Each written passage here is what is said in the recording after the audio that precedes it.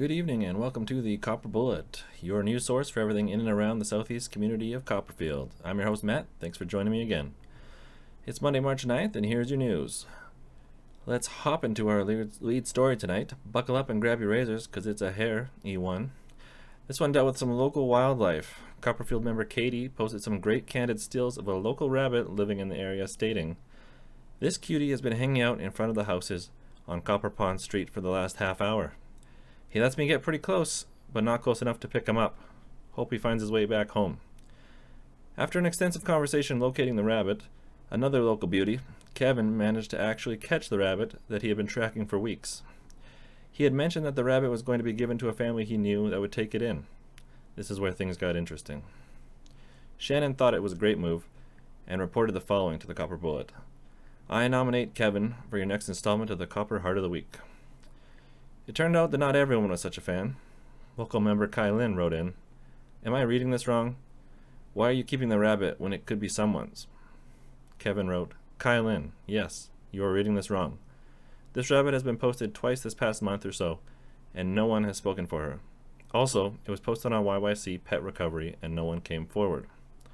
Kai Lin said, "Well then, that would indicate that I am reading it correctly. It should have went to Humane Society."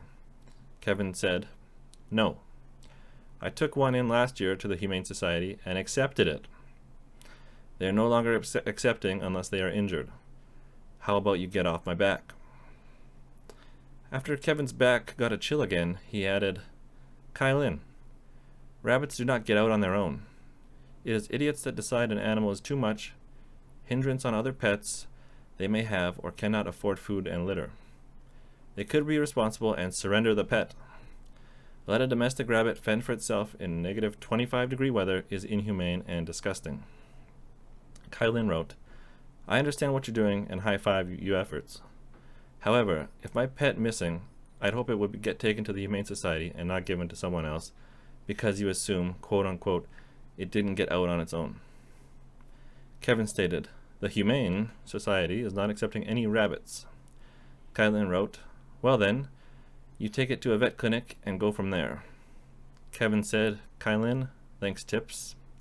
Kai Lin then said, "But you didn't do that." Kevin wrote, "Kai Lin, hey, how about you mind your own business? I am not usually polite to trolls."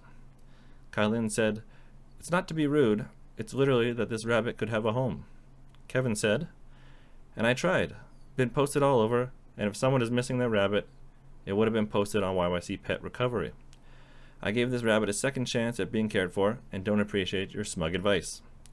I also mentioned to the family that took him, if someone speaks up for him, that the rabbit could go home, and he agreed. He survived many cold nights and doesn't deserve to be outside as a domestic rabbit. Once again, mind your own FN business and move on. You're actually starting to piss me off." Kevin paused a moment and then added, "I see you work at a veterinary clinic. What were you a month ago or even 2 weeks ago on the post asking to bring him in? WTF." Kai Lin came back saying, "It's not smug advice just because you chose not to agree with it. There are particular steps when dealing with a lost animal. It's not yours to keep or make those kinds of decisions. Period. I understand you did a good thing, however your job shouldn't stop there, and there's nothing to get upset about. Just take it to a friggin' vet." Kevin said, "Did not see you stepping up with your advice since you work at Silverado Vet Clinic. Thanks for coming out a month ago for your suggestions. LOL. What a joke your comments are. Foff now." After no sign of Kai Lin foffing now, he added, "Time for a block. You might be the first ever." Kai Lin said, "Just saw this post now. Not sure why you are getting so angry. LOL." Wow. This was a pretty controversial story that got a lot of attention while the debate heated up. We ask everyone, regardless of what side of the debate you're on, that you please remain calm and be kind and civil to each other. Thank you. Now, it wasn't mentioned, but there is a prevailing theory out there that the rabbit was actually placed there intentionally by the local Unit 403 of the Coyote Patrol as bait to actually lure out some of the nasty critters. When contacted about it, the local patrol refused to comment as they did not want to make any of their tactics known to the public. They know that some of the Yotes are pretty sly and could be watching the Copper Bullet. Speaking of the Coyote Patrol, There have been some major developments in the past 2 weeks. On February 26th, patrol member Charna captured this great picture with the caption, "Coyote out on the Copper Pond this afternoon." There sure was, Charna. Thanks for the great photo. Sergeant Jared made a major discovery on the 27th and provided the GPS coordinates of a potential den in his post. He said, "Just a heads up, 2 coyotes living at the pond, marker in picture below. Had the dogs around the pond today, always let them explore on long leads. Coyotes took off to the middle of pond, thankfully." Darian asked Jared, "Living?" Jared answered, "Living." Ryan said, "Just a quick update. Coyotes generally live outside and have been known to carry TNT and ride on rockets. Best way to avoid a coyote is to carry an anvil or draw a tunnel on the side on a mountain." It appears that the Coyote Patrol has conducted an operation shortly after making that post to try and remove these coyotes from the area. We went to the pond later that day to investigate, and when we arrived, this scene lay before us. There was another possible spotting reported by Alyssa, who said, "Just wanted to let everyone know at 3 a.m. my security camera captured what looks like a coyote passing in front of my house. I live on Copper Pond Square near Copper Pond." She included this footage. Let's take a look.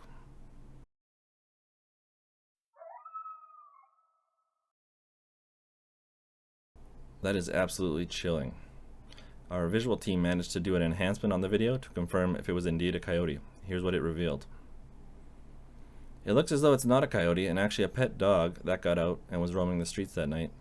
Our suggestion is if you see him again, Alyssa, maybe give Kevin a call and he can swing by and find a new home for him. Moving on to local crime, we have all been aware of the rising numbers of thefts and break-ins lately. Taylor wrote in saying, "To the person who just stole my daughter's bike from the backyard, I hope you hit a patch of ice and fall on your face." I think we can all agree with Taylor and hope that all the thieves encounter similar patches of ice. Here's a look at traffic. Local traffic expert Trina made an intriguing discovery when she posted this. "Heads up to someone. If you own a black Chev Equinox and your AB license plate starts with CCF, your plate expired January 2020. We can't be certain, but this might be a cry for help from Trina. If you know of any social or hobby groups she might be interested in, please be a good neighbor and reach out to her." Also in traffic, Sue posted this. "I'm wondering why people insist on turning around in the middle of the street and driving up onto sidewalks. Leaving icy tire tracks and shining their car lights at my front window. These stupid drivers are going to run over someone's cat or dog. Please stop." Darian suggested, "You could buy a cone and put it in the road." Vanessa said, "Someone did this in front of our house yesterday and actually ended up driving through the grass between us and our neighbor." Jamie commented, "We've got boulders on the back corner of our lot to show where the alley stops and grass begins. Also a big-ass planter that will hurt your car before your car hurts the planter." Alright, it's time for the Copper Heart of the Week. Last week's nominees were Giselle and Jennifer. It was another close competition, guys. Once again, the winner won by just a single vote. To refresh, Jennifer was giving away some children's movie passes, and Giselle was giving away her half-eaten ice cream. Here are the results. Giselle got 1 vote, and Jennifer received 0 votes. Congratulations, Giselle, on being the second winner of the prestigious Copper Heart of the Week. Keep up the good work. This week, we've got 2 brand new submissions vying for the Copper Heart. First, we've got Aaron, who wrote, "Morning, neighbors. I have 2 seasons tickets to the Roughnecks game this Saturday up for grabs, and we aren't able to use them. Club level, aisle seats, free. We would just love to give them to someone who wants to go. You just have to come pick them up from me in Copperfield." In a bit of a controversial move, we're pitting her up against Kevin. He was the one who saved the domestic rabbit from the frigid conditions and found a new home for it, as we mentioned in our lead story tonight. Now's that time, guys. Pull out those fax machines, dust off your chisel set, and write us in at copperbulletnews@gmail.com to submit your votes for this week's Copper Heart of the Week. We will once again announce the winner on next week's episode, and it should be a close one. That's it for tonight, folks. Thanks for watching. I hope you join us next time for another edition of the Copper Bullet. Until then, I'm Matt. Good night and good luck. I'll see you in the field.